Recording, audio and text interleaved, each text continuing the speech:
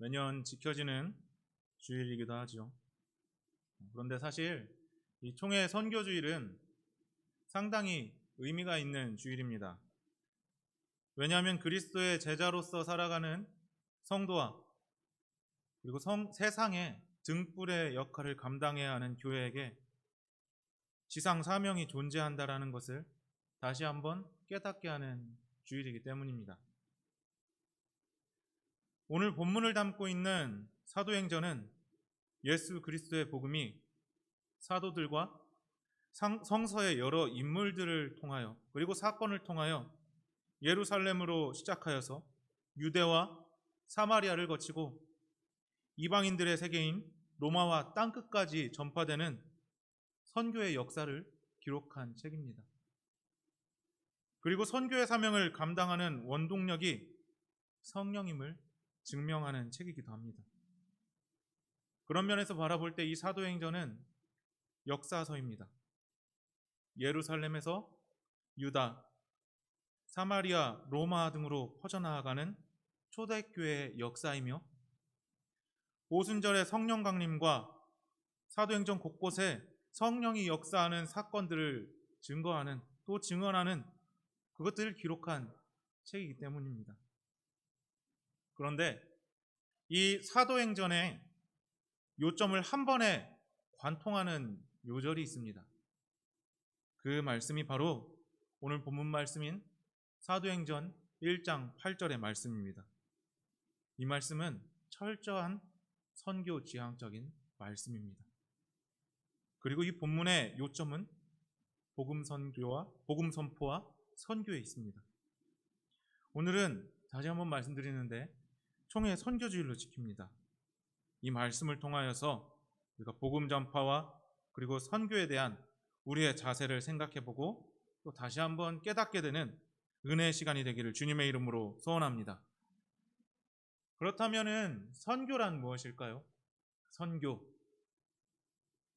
전통적인 의미에서 선교는 이런 것입니다. 타 문화권에 복음 전파를 위한, 복음 전도를 위한, 선포를 위한 교회의 모든 활동을 의미하는 것이 선교입니다. 하지만 이 전통적인 것에서 머물러 있지 않고 이제 시대가 변하고 시간의 변함에 따라서 이 선교라는 용어가 굉장히 폭넓은 영역을 가지게 되었습니다. 그리고 의미도 갖게 되었고요. 다른 나라에 가서 복음을 전하거나 교회를 세우는 것 외에 그것들을 넘어서 세상에 하나님의 평화, 샬롬을 가져오는 모든 활동과 교회의 사역이 모두 선교로 이해할 수 있겠습니다.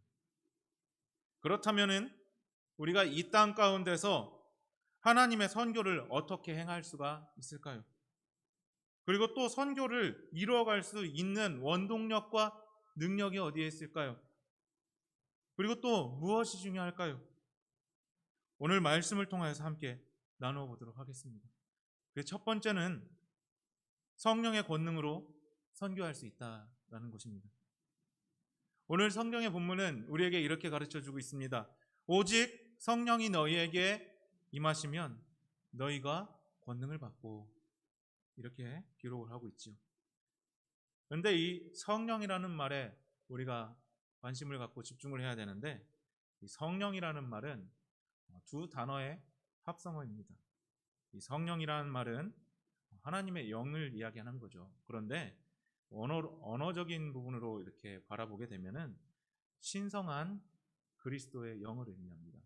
그리고 또 한 가지 순결한 그리스도의 영을 의미하기도 합니다.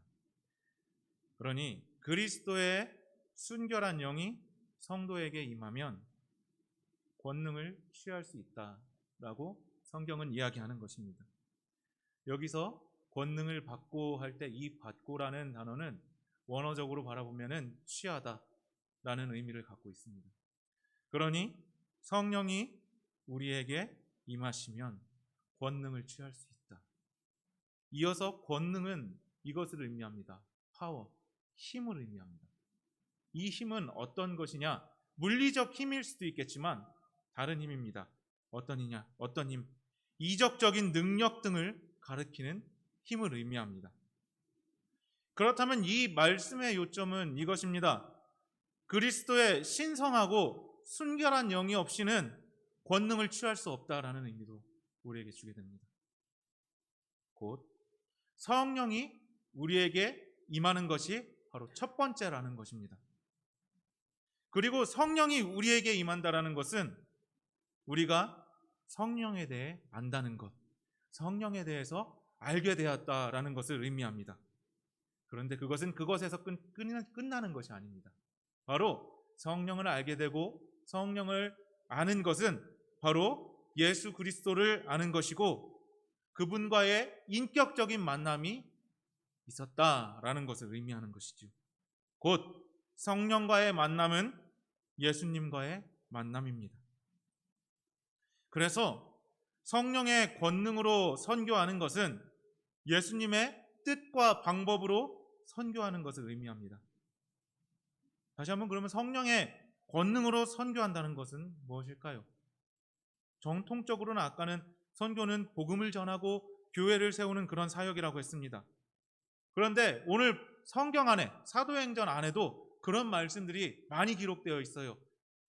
그 중에 우리가 가장 잘 아는 이야기는 초대교회 탄생이 이루어지게 된 초대교회 탄생의 시발점이 되는 바로 오순절 마가의 다락방에서 일어난 성령 강림 사건입니다.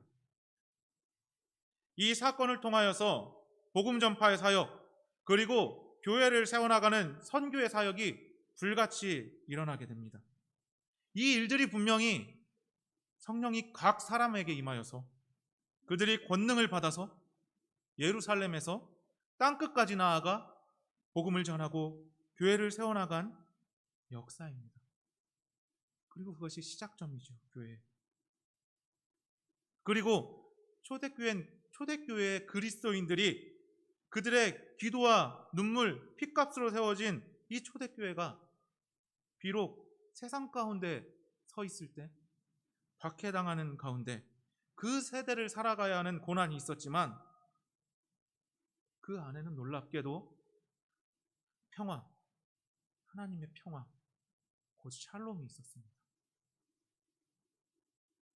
그들의 마음속에 성령이 충만하니 그리고 평화가 충만하니 그들이 가만히 있을 수가 없었죠. 그래서 그 하나님의 평화, 그 샬롬을 온 세상에 전하고 다닙니다. 그래서 초대교회는 하나님 앞에서도 그리고 사람들 앞에서도 칭찬받고 인정받았습니다. 그 이야기가 오늘 본문 말씀은 아니지만 사도행전 2장 46절부터 47절의 말씀에 기록되어 있습니다. 앞에도 나와 있는데요. 우리 함께 봉독해 보도록 하겠습니다. 날마다 마음을 같이하여 성전에 모이기를 힘쓰고 집에서 떡을 떼며 기쁨과 순전한 마음으로 음식을 먹고 하나님을 찬미하며 또 온 백성에게 칭송을 받으니 주께서 구원받는 사람을 날마다 더하게 하시니라. 아멘. 이것이 바로 성경이 기록하는 성령을 통해서 권능받은 성도들의 공동체, 바로 교회의 모습입니다. 그렇다면 우리가 두 번째로 바라봐야 할 것은 이 부분입니다. 바로 우리가 선교를 행해 나갈 때 예수님의 방법과 예수님의 뜻대로 선교해야 된다라는 것입니다. 이제 초대 그리스도인들을 통하여서 초대교회 그리스도인들을 통하여서 복음이 예루살렘에도 유대에도 사마리아에도 땅끝 로마에도 선포되어지기 시작했습니다. 그리고 교회가 세워집니다. 그런데 이 상황에서 우리가 한 가지 반드시 짚고 넘어가야 할 것이 있어요. 짚고 넘어가야 되는 것이 있어요. 뭐냐면 그리스도인, 특별히 초대교인들에게 예루살렘과 유대와 사마리아와 땅끝, 이것이 어떤 의미냐 하는 것이에요.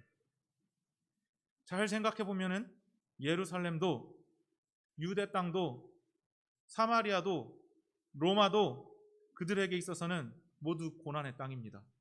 그리고 모두 죄로 물든 땅입니다. 특별히 예루살렘이 어떤 곳입니까? 예루살렘은 예수님께서 잡히시고 못 박혀 돌아가시고 다시 부활하신 땅입니다.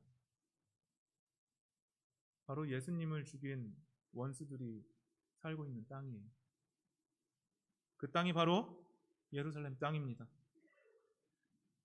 예수님께서 그런 원수의 도성에 가서 복음을 전하라고 명령하셨어요. 초대교회 사람들에게, 사도들에게. 그리고 그곳에서 증인이 되라고 말씀하십니다. 어떻겠습니까? 우리 같으면 우리 원수들이 있는 그곳에 가서 그리스도의 복음을 전하라고 하면 어떻게 하시겠습니까? 잘은 모르겠지만 우리 요나처럼 도망갔을 수도 있을 것 같아요. 어떻게 그럴 수가 있습니까? 예수님을 죽게 만든 저 원수들이 있는 곳에 가서 어떻게 저 사람들 구원받으라고 복음을 전할 수가 있겠습니까? 저는 못합니다. 하지만 초대교회 그리스도인들과 교회들은 그곳에 가서 복음을 전하고 증인이 됩니다. 그렇다면 사마리아 땅은 어떤 곳입니까? 이곳은 구약시대에 아수르 왕이 북이스라엘 왕국을 멸망시킨 후에 그곳에 이방인들을 들여옵니다. 그리고 그곳에 거주하게 해요. 그래서 이방인들이 넘치게 하고 우상들도 넘치게 되고 또 피가 섞이게 되죠. 그래서 유대인들에게 죄인의 대명사는 사마리아 사람 그리고 세리, 창기였습니다. 유대인들은 사마리아인들을 개처럼 여겼습니다. 그곳에 가지도 않아요. 하지만 예수님은 그곳에 가서도 복음을 전하라고 하십니다. 그리고 증인이 되라고 하십니다. 그래서 그들은 그렇게 합니다. 그렇다면 땅끝은 어떤 곳입니까? 이곳에서 오늘 성경에서 말하고 있는 땅끝은 로마로 인식됩니다. 하지만 우리가 인식할 수 있는 땅끝은 그 이상이죠. 그래요. 이 유대인들이, 이스라엘 백성들이, 초대교회 사람들이 이 땅끝을 어떻게 인식하였느냐? 당시 유대인들에게 이방 세계는 하나님께 저주받은 곳이었습니다. 왜냐하면 그들은 하나님을 알지도 못합니다. 또한 율법도 알지도 못합니다. 온갖 우상이 범람하는 곳이 바로 이방 세계였습니다. 그래서 유대의 랍비들이 가르칠 때 이렇게 가르칩니다. 이방인들은 지옥의 땔감으로 하나님이 창조하셨다. 이런 곳이 이방의 땅이었습니다. 근데 예수님께서는 그곳에 가서도 복음을 전하고 증인이 되라고 말씀하십니다. 초대교회 사람들 그렇게 나아갑니다. 여러분, 여기에서 우리는 예수님의 선교 방법을 바라볼 수가 있게 됩니다. 예수님의 선교는 다른 것이 아니라 인류를 향한 초월적 사랑으로 이루어지는 것입니다. 도저히 이해할 수 없는 사람들이에요. 용서할 수도 없는 사람들이에요. 사랑할 수도 없는 그런 존재들이에요. 그런데 그럼에도 불구하고 초월적인 사랑으로, 예수 그리스도의 사랑으로 품는 것, 그리고 그리스도인들은 예수님의 말씀에 순종하는 것, 이것이 바로 예수 그리스도의 선교 방법이라는 것을, 그리고 하나님의 선교임을 말씀이 우리에게 가르쳐주고 있습니다. 사랑할 수 없는 것을 사랑하는 것, 그것이 예수님의 방법이고 뜻이며 선교의 본질임을 잊지 말아야 합니다. 그런데 오늘날 교회의 모습은 어떻습니까? 현재 교회의 상황은 안타깝게도 세상에 손가락질 당하고 천덕꾸러기 신세가 된 것이 교회의 현실입니다. 세상과 함께 살아가지 않으려고 합니다. 세상 속의 문제에 관심 두지 않습니다. 세상의 아픔을 품어내지 못합니다. 세상의 사람들이, 예수님을 모르는 사람들이 참된 행복을 찾도록 헌신하고 우리가 썩어지는 것이 교회의 사명인데 그것을 감당하지 못합니다. 교회는, 그리스도인들은 분열이 있는 곳에 화해를 이루고 싸움이 있는 곳에 평화를 이루고 착취와 억압이 있는 곳에 상생을 이루어 나가야 되는데 그 일들을 감당하지 못합니다. 그런 것이 우리의 현실입니다. 여러분, 어떻게 해야 될까요? 우리에게 무엇이 필요할까요? 오늘 성경은 우리에게 그것에 대한 답을 알려주고 있습니다. 바로 세 번째, 증인이 되어야 한다라는 것입니다. 오늘 성경 본문 마지막은 우리에게 이렇게 명령합니다. 내 증인이 되어야 한다. 내 증인이 되리라 하시니라. 이것은 미래적 표현이기도 하지만 명령인 거예요. 혹시 지금 너희가 증인이 아닐지라도 너희들이 성령을 받고 권능을 받아서 온 땅에 그리스도를 선포하는 증인이 되어야 한다. 반드시. 이 명령을 우리에게 주신 겁니다. 증인이 되라는 거예요. 여러분, 증인은 무엇입니까? 증인은 아는 사실을 전하는 사람입니다. 예수 그리스도에 대한 진리를 말하는 사람입니다. 요한복음 14장 26절, 베드로전서 3장 15절을 참조해 볼 때 예수 그리스도에 대한 진리를 말하는 사람이 바로 증인입니다. 본래 증인이란 헬라어 뜻에 따르면 자신의 믿음을 위하여 죽는 사람을 의미합니다. 순교자를 의미한다는 거예요. 영어의 순교자라는 단어가 바로 여기 증인이라는 마르투스라는 단어에서 유래되었습니다. 성경은 우리를 보러 증인되라고 합니다. 증인이 되는데 그냥 증인이 되는 게 아니라 우리가 알고 있는 것을 증거하고 그리고 우리가 예수 그리스도에 대한 진리를 말하는 사람이 되고 그것을 목숨 걸고 하라고 우리에게 증거하고 있는 거예요. 명령하고 있는 것입니다. 그렇다면 여기서 우리 질문 한 가지 드려보도록 하겠습니다. 여러분이 아는 예수님은 어떤 분이십니까? 여러분들이 생각하고 예수님 떠올렸을 때 떠오르는 그런 이미지, 어떤 이미지고 어떤 예수님이십니까? 혹시 여러분들이 알고 계시고 여러분들 속에 있는 그 예수님이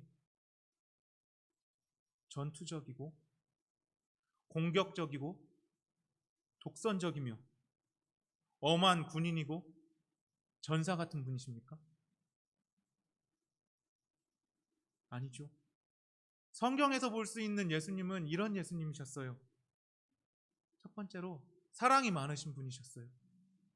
그리고 진실하신 분이시고 평화를 사랑하시는 분이셨어요. 정의로운 분이셨어요. 내 곁에 있는 이웃의 아픔에 대해서 깊이 공감하실 수 있는 분이시고 다정하신 분이셨어요. 필요를 아시는 분이셨어요. 또 엄할 때는 엄하신 분이셨어요. 갑자기 왜 이런 질문을 할까 하시겠지만 하고자 하는 이야기는 이것입니다. 우리가 아는 예수님과 이 시대의 교회와 성도들의 모습들이 조금 다르다라는 거예요. 특히 선교의 영역에서는 더 그렇다라는 거예요. 교회의 선교의 모습, 성도의 선교의 모습들이 잘 들여다보면은 너무나도 독선적이고 공격적인 모습들을 갖고 있는 것이 거부할 수 없는 사실이에요. 이 말은 무엇이냐? 교회의 선교, 하나님의 선교가 다른 모습, 예수님과 다른 모습으로 나아가고 있다라는 것이에요. 성경 속에 적어도 사도행전 안에서 말하는 예수 그리스도의 증인은 사랑과 진실과 평화로 인격이 변화된 사람들을 의미합니다. 그리고 도덕적으로 윤리적으로도 깨끗한 사람들을 말해요. 거룩한 사람들을 말해요. 이 사람들의 삶의 기준은 예수 그리스도의 공의와 사랑 속에 있습니다. 곧 이 사람들의 삶의 롤 모델은, 인생의 롤 모델은 다른 분이 아니라 예수님이었다라는 거예요. 그래서 예수님처럼 살아가려고 노력했고 예수님처럼 살아갔다라는 거예요. 예수님처럼 살아가는 그런 사람들이 모이니 예수님 닮은 공동체가 이루어진 거예요. 여러분, 그러니 증인이란 그냥 증언만 하는 사람이 아니라는 것입니다. 증인이란 그 믿음대로 살아가는 사람, 또 증인된 삶은 바로 일상과 인격에서 사랑과 공의로 사는 것을 말하는 것입니다. 여러분, 우리의 모습은 어떻습니까? 혹시 나랑 생각이 조금 다르다고, 또 신앙의 모습이 온도가 조금 차이가 있다고, 그리고 나랑 조금 정치적인 색깔이 다르다고, 그와 같지 않다고 편견 속에서 살아가고 있지 않습니까? 나랑 같으면 내 편이고 반대이면은 아니지. 그런데 그런 삶은 예수님과 관계없는 삶입니다. 왜냐하면 그 속에는 예수 그리스도의 공의와 사랑이 없기 때문입니다. 하나님의 선교를 위해서는 교회가, 주님께서 사랑하시는 성도들이 세상을 품고 사랑하고 공의로 행동해야 되는데, 그들의 아픔에 공감하고 문제에 함께 답해 나가면서 우리가 믿는 예수 그리스도, 곧 진리에 대해서 함께 이야기할 수 있는 그런 일꾼들이 필요한데, 그런 증인들이 필요한데, 우리는 그런 삶 살아가고 있습니까? 증인된 삶 살아가고 있습니까? 여러분, 한 가지 반드시 기억하고 나아가야 되는 것은, 예수님의 인류 구원의 사역은 누구는 되고 누구는 안 되고 그런 사역이 아니었다라는 것입니다. 예수님의 사역은, 특별히 십자가 구원의 사역은 온 인류를 향한 사랑의 사역이었습니다. 편견, 차별, 그런 것 없었습니다. 예수님께는 인류는 그저 사랑의 대상이었던 것이에요. 예수님께 부름받은 우리는 어떤 모습이어야 되겠습니까? 내 이웃들과 신음하고 고통하고 있는 사람들을 바라볼 때 그들이 편견의 대상, 차별의 대상이어야 되겠습니까? 아니면 온전한 그저 사랑의 대상이어야 되겠습니까? 여러분, 예수님 닮은 이와 같은 사역의 모습이 이 시대의 교회와 성도가 이루어 나가야 할 선교의 모습인 줄로 믿습니다. 오늘 말씀을 정리하도록 하겠습니다. 오늘 말씀, 사도행전 1장 8절 말씀은 사도행전의 요절이자 예수 그리스도의 지상 명령입니다. 명확하게는 이 땅에서 살아가는 제자된 그리스도인과 교회에 주시는 예수님의 위임 명령입니다. 그러니 여러분, 기억하십시오. 우리는 그리스도의 제자로서 선교의 사명을 예수님께 받은 줄로 믿습니다. 그 사역은 성령을 통한 권능과 예수님의 뜻과 방법으로 감당할 수 있습니다. 그리고 그것에서 사랑은 가장 큰 권능이자 예수님의 방법과 뜻인 줄로 믿습니다. 이것을 꼭 기억하시고 우리 모두 일상과 인격 속에서 사랑과 공의로 살아가는 거룩한 그리스도인들 되기를 주님의 이름으로 소원합니다. 그리고 이 세상을 사랑으로 품어나가는 증인된 성도와 교회 되기를 주님의 이름으로 소원합니다.